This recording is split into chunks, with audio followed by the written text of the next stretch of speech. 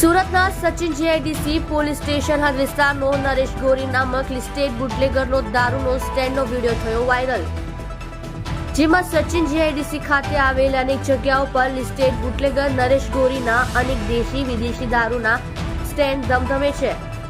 જેમાં listed bootlegger Naresh ગોરી ત્યાં state monitoring સેલની રેડ પાડ્યા પછી પણ કોઈ પણ પ્રકારનો ફરક મને પડતો નથી તેવું આ લિસ્ટેડ બુટલેગર જણાવે છે. જેમાં સુરત શહેરના સચિન જીઆઈડીસી પોલીસ સ્ટેશનમાં એક એવો બુટલેગર છે નરેશ ગોરી કે સચિન જીઆઈડીસી પોલીસ સ્ટેશનના પોલીસ કર્મી અને પોલીસ અધિકારીઓના બેનમરી ધંધાઓના જોરે ઘર ચલાવે છે.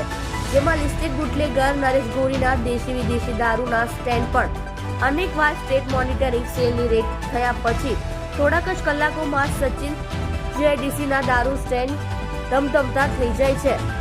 જેમાં સ્થાનિક વહીવટદાર અને પીસીબી, એસઓજી, ડીસીબી જેવી બ્રાન્ચોની મિલીભગત અને ભ્રષ્ટાચારના કારણે લિસ્ટેડ બુટલેગરની હિંમત વધી છે.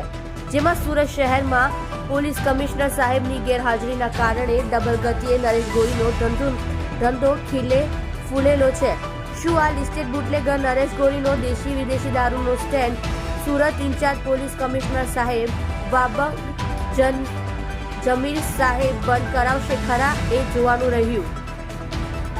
તમે જોઈ રહ્યા છો કેપી ન્યૂઝ ચેનલ રાહિલ શેખની સાથે.